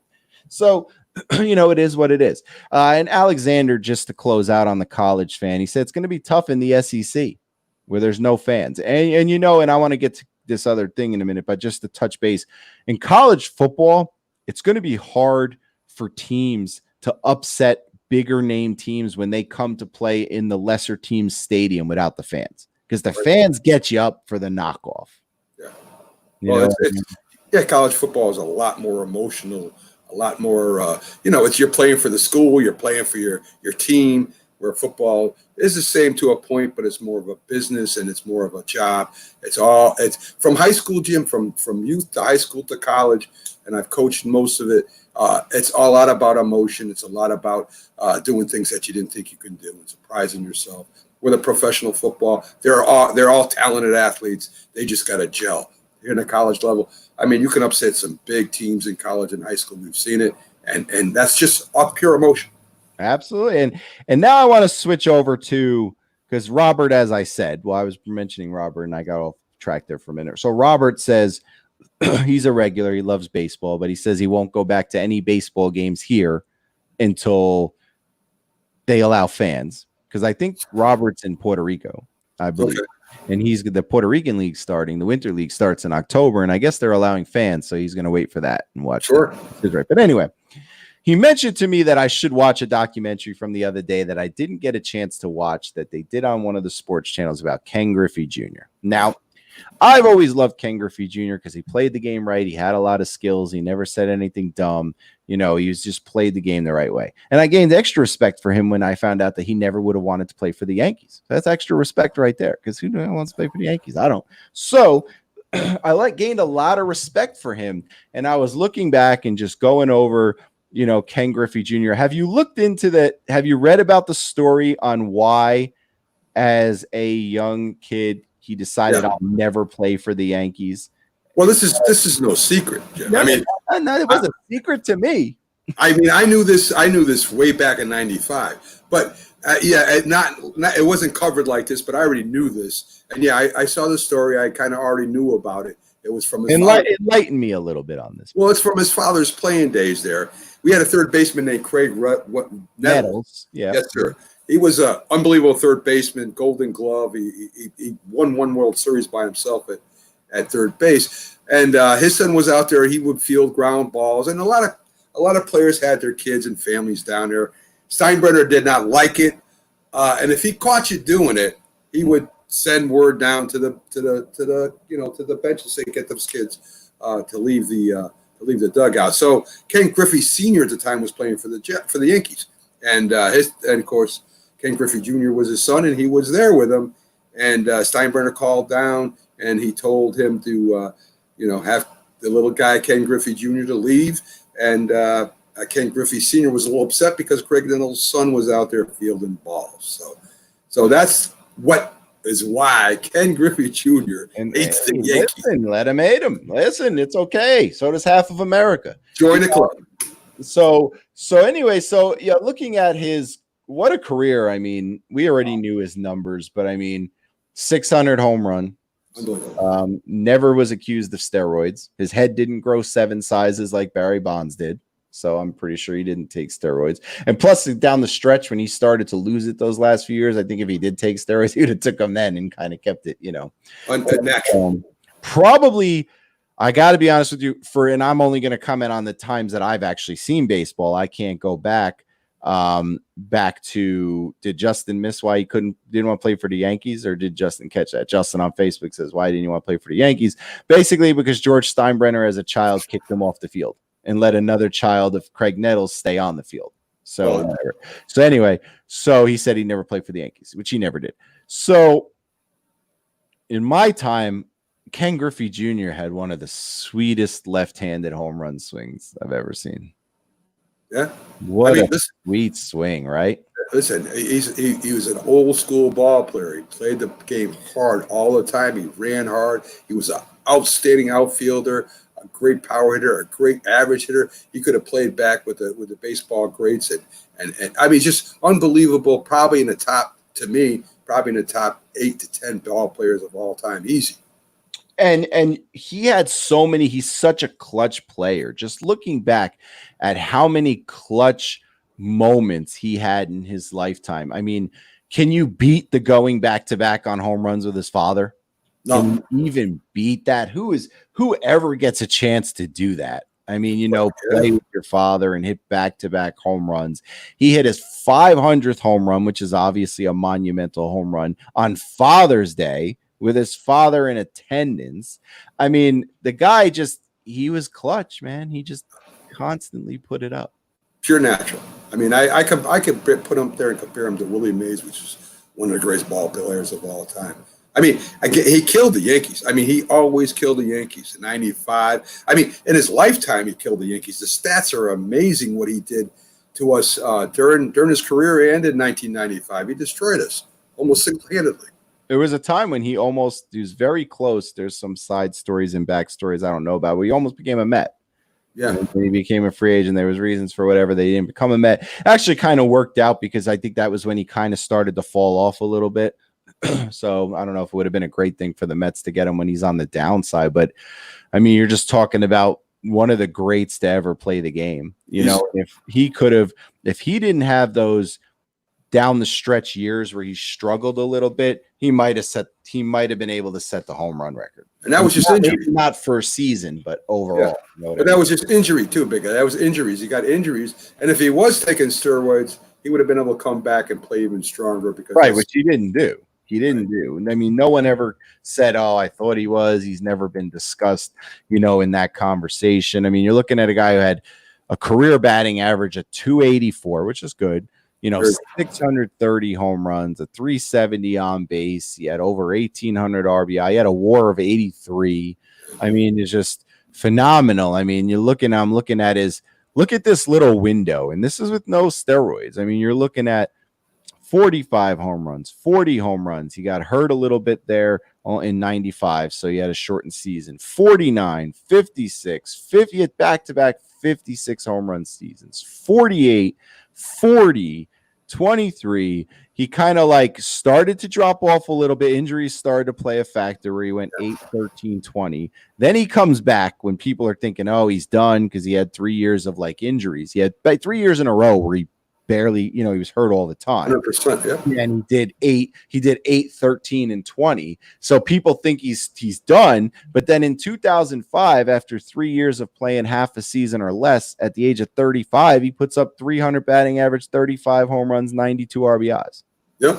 And gasp in him, And that's not even counting how great a fielder he was out there. I mean, he was unbelievable, running into the wall. Like I said, big guy, you have certain players that you can tell are there because they love the game. This guy loved the game. He didn't care if he crashed in the wall. He gave 100% all the time. When he was injured, he was injured. But when he wasn't injured, probably 100%. The best.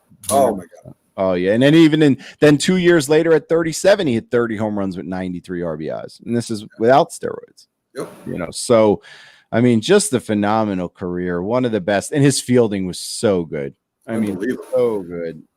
So I saw that, and it was, and I haven't gotten a chance to watch the whole thing yet, but just looking back at it, and just what a swing, what a player, what a talent. Great. One of the greatest of all time. Easy. Oh, hands down.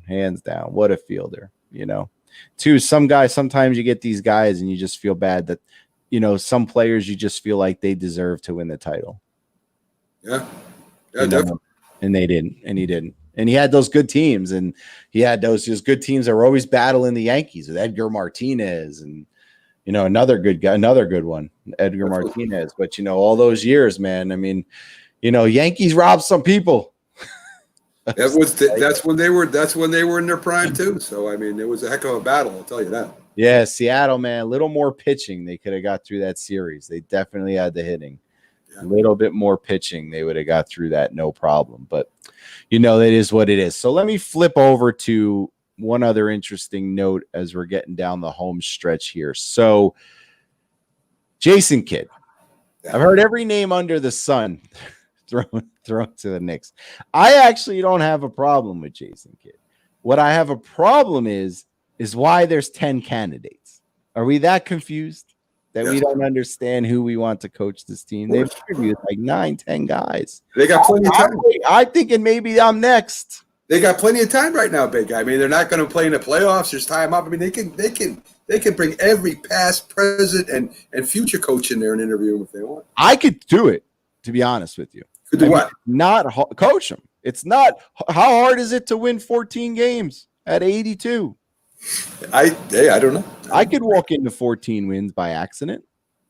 You could, I guess. I mean, I don't know, but I would be affordable too, because I'll do it half of what any other coach wants. Okay, so what do you think about Jason Kidd coaching the Knicks? I always thought Jason Kidd was a good coach. I thought he got a raw deal in the one place he was at. There, he is a little bit opinionated, and he is this guy, and it is what it was. But let's face it, Jason Kidd was one of the best point guards to ever play the game. He was extremely talented. Him and Vince Carter saved the Nets franchise. I mean, the Nets were nobody wanted to care about the Nets. You could walk to the game 5 minutes before the net game started and get courtside seats. That's how bad at that time the Nets were. And they saved them, brought them back, had them fighting for titles every year. Yeah. He was a good coach. I mean, he had some good years as a coach. I mean, I don't have a problem. You have a problem with Jason Kidd? But did you see one of the reasons why they were thinking of making him coach? This is from the New York headline, so take it for what you not the YankeeIraqi.com site, right? Yeah, but take it for what it's worth because there's a lot of rumors in there too. So they say he has a connection with the Milwaukee Bulls center, all right? Because he was Milwaukee Bucks center, yeah. Right. So for some reason or other, when the kid was 19 years old and he played for the Knicks, and he had some kind of conversation. I guess they're thinking they get him, they're going to get the Milwaukee guy when he's a free agent after next year. Now that's not the reason to hire a kid. If that's the reason, don't bother hiring Jason. They wouldn't be the first team to do that. To hire someone, and if we hire him, he'll follow. Listen, we got Isaiah Thomas because he was a great basketball player as a manager. He's going to bring people in. Then we get the great guru, Mr. Zen himself, Mr. Phil Jackson in there because he knows everybody. He's going to bring all the great players in. Neither one did squat. So if you're going to hire Jason Kidd, you hire Jason Kidd because he's a good coach. He's a good player. He knows the game. He can build a strong character team that maybe some players will want to come play with and not just trying to bring people in from other teams. So if that's why they're getting them, don't get them. If they're getting I don't think that this is, that I don't think that getting him guarantees they're going to get him. I don't. I've seen articles. I mean, who knows where he's going to go? He's going to be the most sought after guy. The Knicks are not going to be the only one with money, and you got to convince him this is a place to go. But I'm looking at Jason Kidd's records. He's never been terrible. So his first coaching year, he leads the Nets to 44-38. Not bad. 44-30 in Nets. Hey, Milwaukee first year, 41-41. He goes to Milwaukee. They're 33-49 the next year, 42-40. Then he's 23-22 and gets let go, and now he's assistant coach. Right. So he's not awful. He's a couple games under 500. I mean, I don't know. I mean, you look through the candidates out there for the Knicks, and you have to wonder who is the best candidate. I mean, Alexander says it's mostly because Dolan's terrible. Well, yeah, we all know that. Justin, I've ranted and raved on the air multiple times about Mark Jackson, but he seems to be the only person in the world that can't get an interview. So I don't know that either. I would love Mark Jackson. I just don't want a repeat guy. Like, I've heard the arguments about Woodson and other guys. I don't want someone who's been here before. We need a fresh face, but more importantly, we need talent. It doesn't matter who comes. The Knicks have no talent. Everybody says that. Listen, you're not going to get talent if you don't have a good team. Who wants to go play with the Knicks? I mean, you name one person. I mean, to play at Madison Square Garden, that doesn't mean anything. That used to be a thing. You got to have a strong character, solid team that's almost near 500. Then you can talk about people coming over to want to play for the Knicks. If you're in the bottom of the cellar every year and you got an idiot for an owner that doesn't know how to put a GM in place to do his job, they just want to stay away from the Knicks. You need a coach in there that will build a solid team, a high character team. Then you might get your superstar.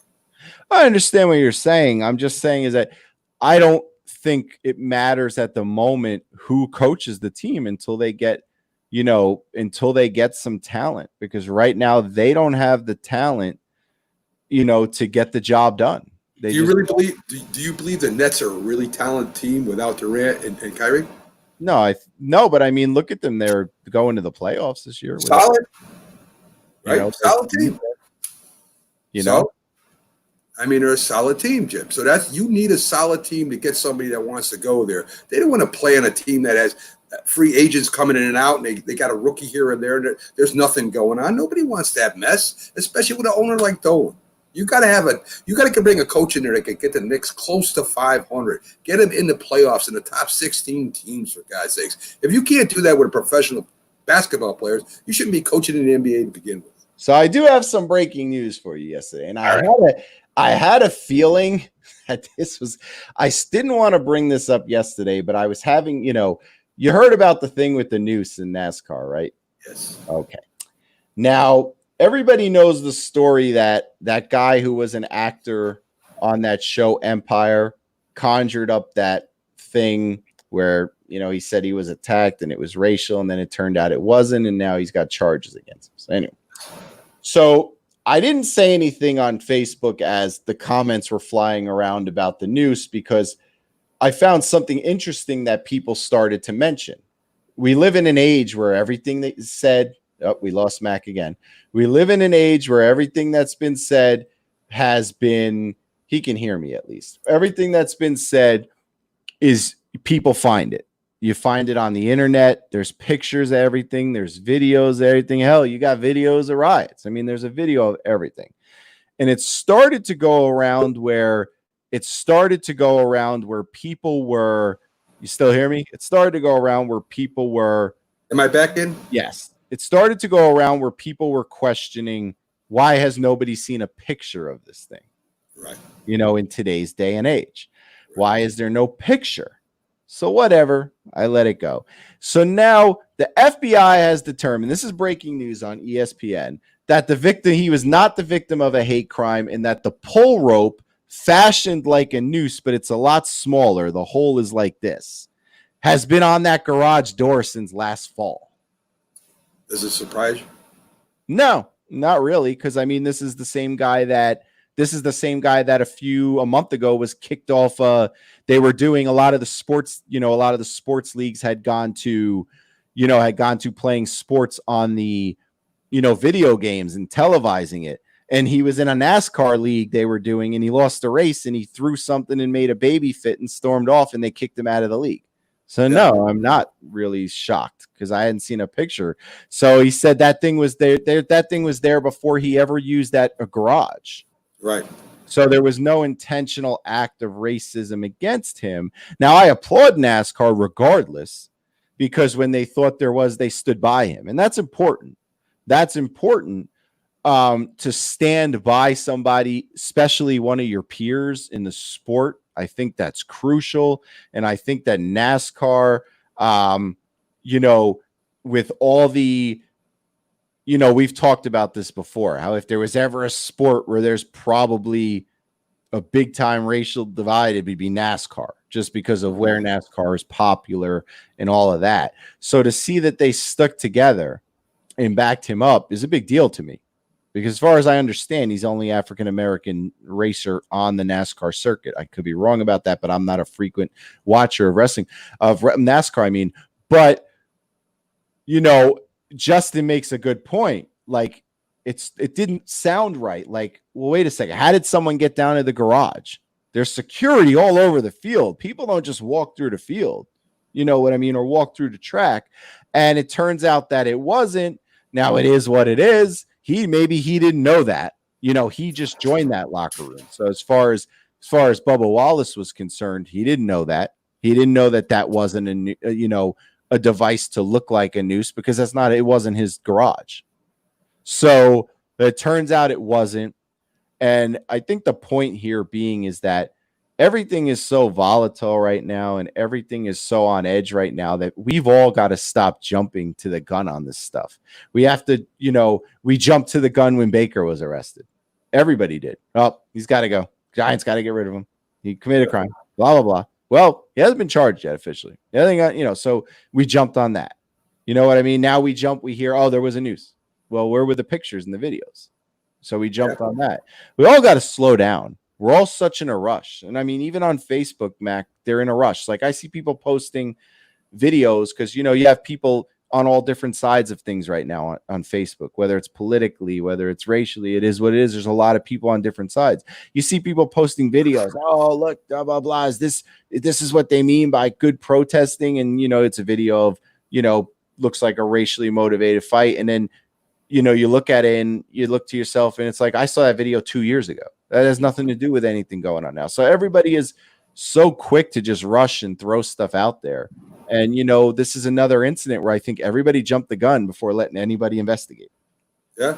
I mean, something, and I don't know what happened or what exactly was going on in somebody's head, but wouldn't you, if you saw something like that, and you saw that something that looked like a noose and somebody would have took a picture. You would think, and not only that, you would call somebody over. There would be you would say, hey, what the hell is going on here, right? This is my garage. Why is there a noose in here? Who let this? How did someone get in my garage? Yeah, what son of a gun let this? I mean, you would be mad at security. You would be thrown at, especially with somebody that's has a noose hanging in your garage. I mean, you would be totally off the hook. And I don't know how it would feel if I was one of those race drivers right now, because symbolism is great sometimes, but most times it's not. I don't know how it would feel right now if I was walking in support of Bubba Wallace right now, and this is not the truth, or this, I'm not going to say is made up, because they didn't say that Bubba Watson lied, because he didn't know that thing's been there for a year. But what I'm saying is, we all turn this into is that's what it was, and I don't know how it would feel, and it doesn't matter who it would be that would say something, whether race, culture, religion, I don't care. But for me to stand up and support a cause or support somebody, which I do regularly, like you're saying, let's take a look and let's see what the heck this is all about. Let's see, how did it happen? Why did it happen? Is there threats? I mean, there's got to be a lot of questions going through your head. There's not just, there are crazy people out there, but man, to break into a fortress like NASCAR and just to put a noose up to send a message to somebody is far-fetched to begin with. Yeah, I mean, it is what it is. I mean, the only problem I have with the whole situation is not the way it turned out. It's just that, as Justin had just mentioned, that they painted the field and everything stand with, but is that they didn't take the time to investigate it first before just jumping and automatically assuming the worst. And I'm not blaming anyone at NASCAR, because as I just pointed out on Facebook, that's how it's been the last month. Anything that happens, like even in a non-related thing, and we only got 2 minutes here. Yeah. Even in a non-related thing, like I read today that, anybody who knows, this is not sport related, but anybody who knows Mel Gibson knows that Mel Gibson had that problem when he was drinking many years back, and he made those comments about Jewish people, and for a while he was out of the sport. So Winona Ryder comes out today and makes a statement that says, oh, he said this to me back in 1995. Doesn't have proof of it. She said it 4 hours ago. And I just read that he's already been let go from one of his movies over it. Isn't it crazy? You didn't even investigate it. What do you mean, from 1995? She said, and it's just like, this is the world we live in now? Well, that's what I was trying. That someone accuses you of something, you're dumb. That's the point I'm trying to make before, Jim. Symbolism over truth. Listen, if you want to celebrate somebody, celebrate them. That's great. All right. But let's not make it symbolic when it's not true. And let's not make it symbolic just to make yourself look good. If you really feel that way, great. If you don't, come on, man. Listen, I can accuse you of anything. Well, it sounds like if you do it, they'll believe you. Yeah. And it's like automatic. There's no investigating, and we're all guilty. And we only have 2 minutes left, because I try to get off at 58 because we want to give the other show to not have to bump together. But there's no pause anymore. There's no let's see what happened. And we're all guilty of it too, because we automatically assumed when Baker got arrested that he did it before we even saw anything. We all assumed when the thing came out about NASCAR in the news, everybody just said it's real. It was all over. So we're all guilty of not stepping back and taking a minute to see what happened. Real quick, my mother always said one thing: you have 2 ears. I mean, you've got 2 ears and 1 mouth for a reason. You should be listening a lot more than you're talking. Absolutely, absolutely. So we are wrapping up here. We're in the last 60 seconds here. Good show today. I got to thank again John Hirsch for coming out. Jack Hirsch, I'm sorry. Great to get some boxing insight, which these days is actually hard to get a hold of because of the fact that it's not where it used to be, and hopefully we'll get to see the great days again. Big congrats. Thank you, everything to him for coming on, to the fans who listened in. Good show. Hopefully we'll get some, we'll be back tomorrow, 5 to 7, and I can't wait till we're back when sports are being played. Be beautiful. With that being said, you guys have a good night. We're out. We'll talk to you soon. Take care, guys.